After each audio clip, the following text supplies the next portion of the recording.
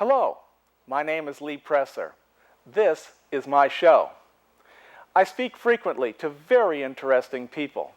Some of these conversations are so exciting, so intellectually stimulating, I thought others might like to listen in. This is the reason we started recording Conversation with Lee Presser. Welcome to Conversation with Lee Presser.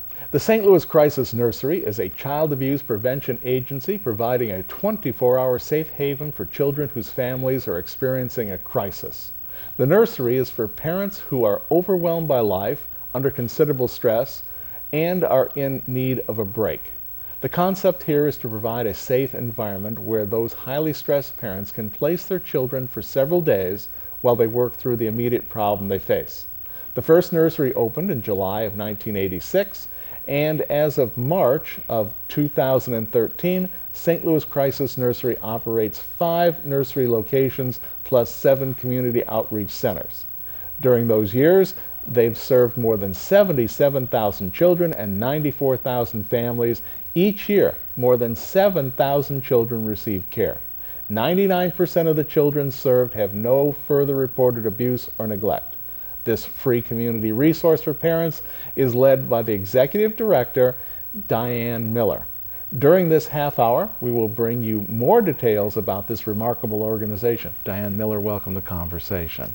Good morning. Thanks for having me. You've been here at this organization for quite a while. Why don't you just tell a little bit about how you came to be with St. Louis Crisis Nursery, then we'll get into what it is and what it does. Sure. Well, believe it or not, it was almost 20 years ago. I don't believe that. And a group that I'm involved in St. Charles, Missouri, actually, called the Family Stress Council, decided that we wanted to have a crisis nursery in St. Charles. And so myself and a friend, Fran Piper, actually decided to champion that. And I was working at St. Joseph's Hospital, part of the SSM healthcare group at the time, and I went to my boss and said, here's what we're thinking. I think this would really help our community. Children need a safe place to be. And he said yes. And about 6 months later, we opened the second crisis nursery in the metropolitan area. And we've been going strong ever since. I started there actually as a volunteer.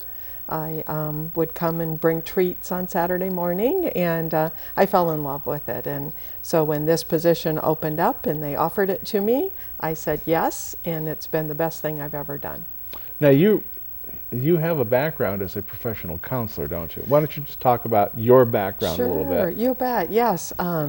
I have a master's degree in counseling from Drake University, and I am a licensed professional counselor.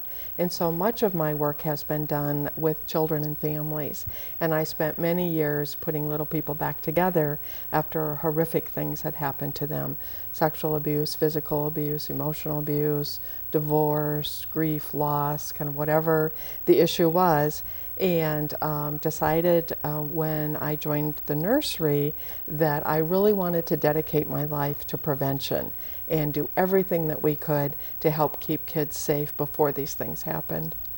Got it. So really from your previous experience of dealing with the consequences, now you're trying to prevent that from ever getting to that point.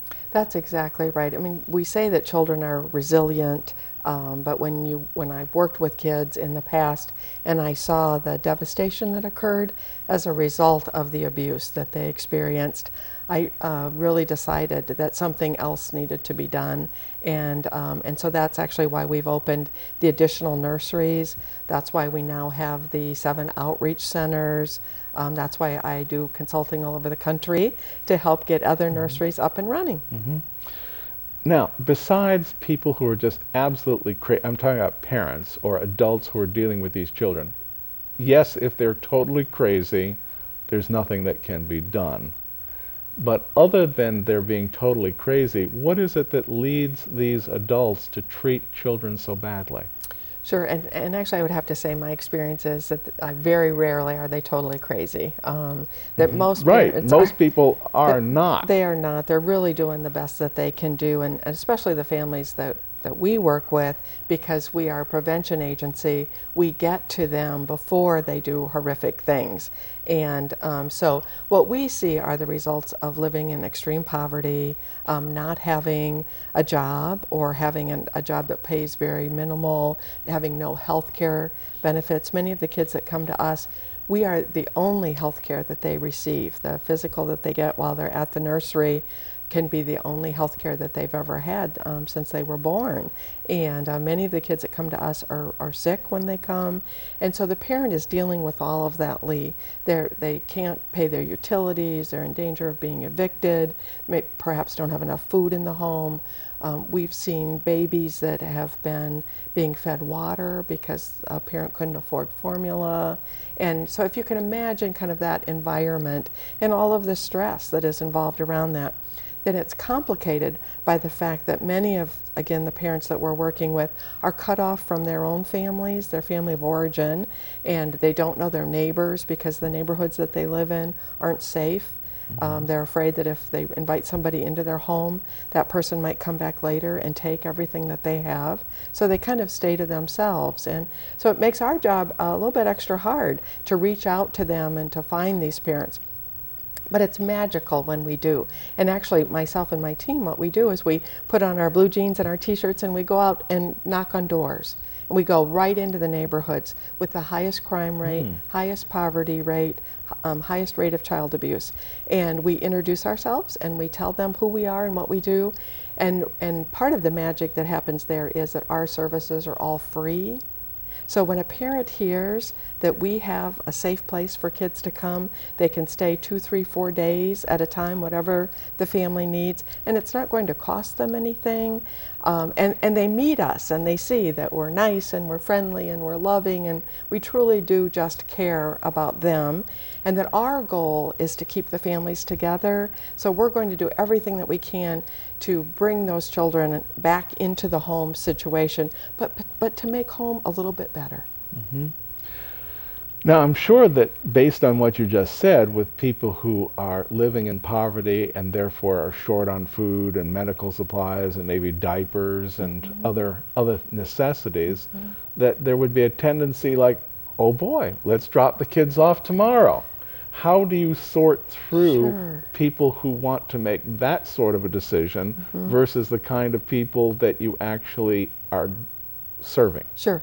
And actually, again, the parents that we work with are very much like you and I. They don't want to be away from their children unless they absolutely have to.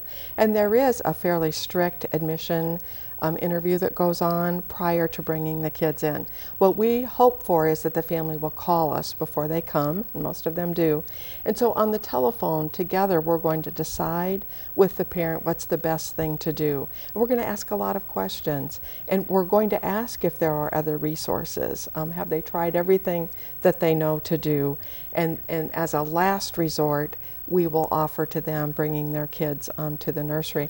But what's interesting to me, as I've been there over the years, what we find is the minute that things are better at home, the parent is right back at the nursery wanting to pick up their children. They love their kids, they want to be great parents, and they want their children to be at home with them. And they know that we're a safety net that they can use again in the future. But parents do not abuse our services. Parents who come to you, their children are not, quote, entering the system, right? They are not. When I say that, just so that people who might not understand what I mean, that the state has protective services, and when children enter that, there's a whole legalistic process, right? That's exactly right. And that's actually how the nursery formed, was because that's what was happening, and a parent that was ill or a parent that was homeless, they were losing custody of their children for months at a time. It's actually 2 years is the average length of time when a child does go into custody. So we wanted to have a safe place that parents could bring their kids voluntarily, that did not involve the state, did not involve family or juvenile court, and that the minute that the parent felt ready to have their kids back home, they could be reunited. And so that's what's been happening for the last 27 years. And you mentioned that 3 to 4 days is an average? It is, Do yes. they go longer, much longer than that? times when it does go longer are our families that we're working with where they have a health issue. We have done The parent has a health issue. The parent and or one of the siblings. We've done a lot of outreach to the local hospitals, looking for families that have terminal illness. We have a lot of cancer patients that we're working with, sickle cell anemia. And when the parent goes in perhaps to have surgery, and if it's cancer, then as you know, they would also oftentimes have radiation, have chemotherapy. That's an extended period of time. And so while those treatments are going on, we can care for the kids. And we've actually had oncologists say to us that their patients would not be alive today if it weren't for the crisis nursery. Because in the past, what would happen is parents would just deny all of that treatment, and they would just try to get through it themselves, and with bad results. So that they could be with their children, so they can take care of their children. Exactly, because they didn't have anybody else to help them. So we've joined with the healthcare community and turned that around, and now we're having great results. And so parents go into remission from their illness, and if it stays, that's perfect. We never see the family again. If they come out of remission and they need some more help, we're there and we will help them. That was going to be my next area, is so that at what point is long enough, and you have to move to the state system? And actually there's an in-between that many families don't know about. And the in-between is if the parent continues to be ill and we're going on 2 weeks, 2.5, 3 weeks, and it does not look like the parent's going to be able to get home, or perhaps they're homeless and they're not able to find a place to be. There's what we call temporary foster care, and there are some wonderful private agencies that operate this that again does not involve the state. The parent's in complete control. They can decide that they need some extra help, and there are families in the community that then care for these kids. And again, the same philosophy. The minute the parent's ready to have them back home, they are reunited with their children. You're dealing with a lot of kids per year. I said 7,000 Yes. per year in the introduction. This is correct. It's 47 children on any given day, but because of the short lengths of stay and because we have the 5 location, that ends up being 7,000 kids per year. We're very busy. Yeah, it sounds like it. And now, who are the people who are actually taking care of these children? They're wonderful, trained professional staff. Everybody has at least a bachelor's degree, and many of our staff have master's degrees. And they're people, again, that want to dedicate their life to keeping kids safe. They know they could go other places and make more money, but they love being with our children. They love our mission. When I interview staff as we're getting ready to offer somebody a job, that's one of the things that we talk about is, what is your life mission? Why do you believe you were put on this earth? And if that meshes with our philosophy of keeping families together, keeping kids safe, that's exactly who we want to bring to the nursery. We look for people that have had experience caring for children, either working in other settings, schools or daycare, and perhaps even their own children. And that can work out very well too, any kind of experience like that. And we're very fortunate in this area to have such amazing universities, and so we draw from those schools too, where they've had great education. So during a typical day, what would the children be doing? What are their caregivers doing for them? Sure. Well, we're doing everything that would need to happen throughout the day. So they're having 3 meals a day, they're having 3 snacks a day, they're getting those physicals that we talked about. We have Dr. David Campbell from the Institute of Family Medicine. He and his team travel to all 5 of our nurseries and do complete physicals within 24 hours of the kids coming to the nursery. That sounds like it would be a full-time job for the doctor. It's a very, very he's very committed and dedicated, and actually just won an award for the good work that he does. He deserves it. So I like to talk about him. His heart's definitely in the right place too. We also have an art and play therapist on our staff, and she travels to the nurseries. And so if a child is having a behavioral difficulty or emotional upset and they need some extra help, Anne can work with them. Every child over the age of 4 has a therapeutic treatment plan, that we work from. So whatever issue brought them to the nursery, if it's homelessness as an example, we talk to kids about how you'll create a home wherever you are. And amazing things can happen through the art and play therapy. There are 3 meals, there are 3 snacks, outside, a lot of outside time. We love to have lots of activities. We have amazing volunteers that come in, and so they'll take the kids on treasure hunts, on walks, they'll read books, play basketball. We love high school students that come and work with the kids. So they're very busy. I hope you're picking up on that from early in the morning till bedtime, they're in a structured program, and but having a lot of fun too. We have some Disney movies that they're able to watch before bedtime, especially because we know that kids can have a hard time going to sleep when they realize they're not going home and they're not going to be with their parent at night. So Disney movies are fabulous. We'll have a little slumber party, make popcorn.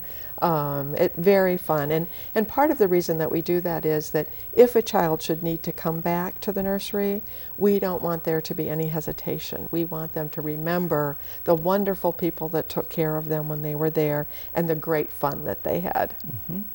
These children, do they recognize the circumstances that they've come from and that which they're going back to? And I ask that question because of this. So many people who lived through the Depression said, well, you know, we were poor, but we didn't realize we were poor. So now, from their perspective, what have you found their point of view to be, these children? Well, a lot of it depends on developmentally where they are and what their age is. And but what we find is that as kids go off to school, they then start to realize that life can be a little bit different for their friends and for other kids. If they get invited over to somebody else's house, they'll see that it's very different than theirs. And so they might talk about that. But the bottom line is that children want to be with their families and they want to be with their parents. So whatever the situation is, the poorest of the poor children, the children with not enough food, still they want to go home. And so that's where the second part of our program comes into play, which is called the Family Empowerment Program, and that's our aftercare program. Because what we can do in the aftercare program is make sure they always have enough food, make sure the utilities are always on, make sure that they are sleeping in a bed, that there are diapers for the baby, formula, that kind of thing. So some of those basic necessities that many people take for granted, our families don't have. But with the help of the Crisis Nursery, we can help fix that. Diane, one of the things I'm not understanding here, and I want you to straighten me out and the audience on this, is that the press, television, makes it sound as if the poor in America are receiving a lot of resources, and that how can it be that there's not sufficient food? Or that there is no medical attention being given to these children? Sure. Well, I see it every day, and so I know that this is exactly what's happening. And again, parents are trying very, very hard, but the system in many ways is failing them, and that's why we're fortunate to have places like the Crisis Nursery to be helpful. But so many of the families that we work with are young single parent mothers, and for a number of different reasons dads aren't involved in the children's lives, and that's a whole nother story and a whole nother program that we could talk about. But so these young mothers are working at fast food places, making minimum wage. They're trying to pay their rent. They're trying to buy appropriate food. But even in the neighborhoods that they live in, like in East St. Louis, there aren't appropriate grocery stores. So they end up going to fast food places to eat, or they end up going to a convenience store. And if you've stopped along the road and stopped at a convenience store, prices are very high there. Just yesterday, I stopped at a Quick Trip just to get a soda, and I looked around at the prices of things that you could buy at Schnucks, Shop and Save, Deerberg's, and double. Exactly, significantly higher, and very little to no produce. So their diets are very much out of whack. So one of the things we've started are community gardens. I'm very big on that, and I really love that kids now are going to get to have fresh vegetables, and they're going to get to watch that process. So that's very important. So life is hard for people that live in poverty. They don't have the family support that hopefully you and I have had.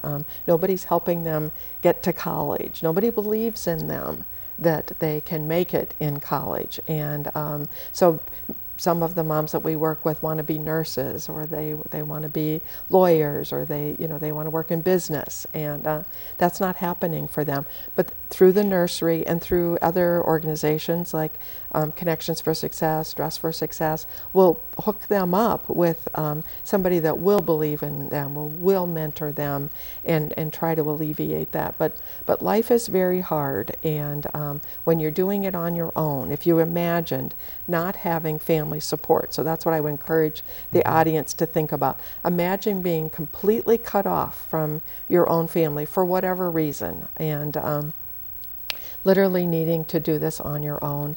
And it's hard, it's very difficult, but they want to do better with some help and with some hope and with a hand up, not a hand out. Amazing things happen. This sounds very expensive, what you're doing. What, if I might ask, is the budget of your organization? Actually, it's not very expensive. It's, we're very frugal, and it's much cheaper to prevent abuse than it is to treat abuse. Okay. So the average cost for an admission for a child at the nursery is $300. And how that happens is because we are part of the community. And so 4 out of the 5 nurseries are funded by local hospitals. So the SSM healthcare system and BJC healthcare system have joined with us, and they agree that all children should be safe and have a safe place to go. So they provide that at no cost to us. So they're providing the space. So your crisis nurseries are they all in hospitals? They are affiliated. 4 out of the 5 are affiliated with hospitals. And so they provide some food for us, they help us pay utilities, they're amazing partners. The 5th one, we used to be at Forest Park Hospital, used to be That's Deaconess. Where I first met you. Exactly, well, as you know, that hospital closed. So in anticipation of that, we actually purchased a building. And we have 14 children there every day. And we did that with local community support. Our major funder was the Centene Corporation. And they bought the building for us, and we've continued on from there. But the average cost for a child to be in the hospital can be, hundreds of thousands of dollars if they've been beaten or severely injured. And so when you compare that to $300, it just it's an easy decision to make, and our staff, as I said before, they could go many other places and be paid more. The average starting salary is $12 an hour, so no one's getting rich working at the crisis nursery, and again, they're there because they want to be. We do depend on donations. We ask and love when the community will do diaper drives for us, maybe do underwear and socks, do a shoe drive, because many of our kids come in without any, we ask them not to bring anything else with them, because when you have so many kids, you don't want to lose their things, but they wouldn't have things to bring anyway. So we send home toys with them, blankets, food, whatever it is that they need, we're going to send that home. But because of all these donations, again, we're able to keep our costs down. But because we have the 5 nurseries and the 7 outreach centers, we do now have a staff of almost 100, and we do have to pay for insurance and liability insurance and workman's comp, and those are the things actually that are expensive if we want to talk about what's expensive, and so our budget is over $3 million a year. And so we have an amazing board of directors that, with almost 40 board members, that helps raise that money every year. I was at your website and I was just amazed at the wide array of people who are on your board. You have is it a junior board? Is that what you call it? We call it a young professional board. Young professional board. So I mean, you were telling me what? You have 5 different boards? We do, actually. So we have our board of directors that oversees the budget, they set policy, they're very hands-on. They work very closely with us to help us raise that $3 million every year. Then we have an advisory board, and so those are people that we can pick up the phone and call elected officials and chief of police and university professors and ask questions and get immediate results and guidance, basically. Then our young professional board, that are the rising superstars that someday are going to be in charge of these companies, but we want them to fall in love with the nursery before they're in charge, so that when they have those decision-making powers that... I like Crisis Nursery. Exactly. I saw right. a couple of political people who have sat in that chair before. Jill Shoup is one of your supporters, and Senator Eric Schmidt also is on your board. And Senator Scott Roop. Oh, so, yes. I missed his name there. Yes, we're very pleased. Yeah, Roop's been here too. Yes, very good. Yeah, they are our voices in Jeff City, and that is so critical because we do receive some funding from the state, and while it's not a huge amount, it's every dollar is important to us, and so we need them to be in Jeff City talking about the benefits of child abuse prevention and helping the state decide to make the right choice to support kids before things happen to them. So that's very helpful. My favorite board, though, is our parent advisory board, and we meet with them once a month. Those are parents that have graduated from our program. Oh. They are our success stories, and they are out there working every day. Their kids are in school. We should have them come and talk to you and tell you what a great job they are doing and how the nursery was helpful to them. We have one mother that's written a book, and she has a blog, and she's a cancer survivor and a domestic violence survivor, and very proud. We're very proud of each and every one of our parents. We have a young dad who actually works at Barnes Hospital, and his kids are doing great, and so lots of success stories. Then we do also have a high school group called the Junior Board, that the superstars from high school, that kids that are getting on the honor roll and needing some service time, they get to have a board experience, so that when they apply for college, they are write that down. Exactly right, and they set themselves apart from the other kids. And so we've had kids that have gotten scholarships. One young man got to go to Washington and meet the president because of his work with the Crisis Nursery. That's wonderful. So everything we do is win-win. We really try to set everybody up for success. Well, here in the last minute of this show, and I want to say how glad I am that you were here. Is there any last thoughts that we haven't covered?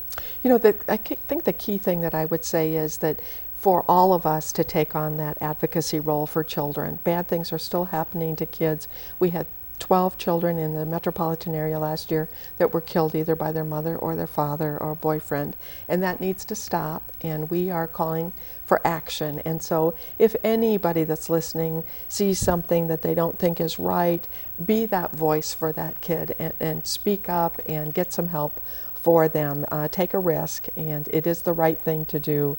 And if you're looking for a place to get involved, the St. Louis Crisis Nursery needs you. Thank you so much. She's right.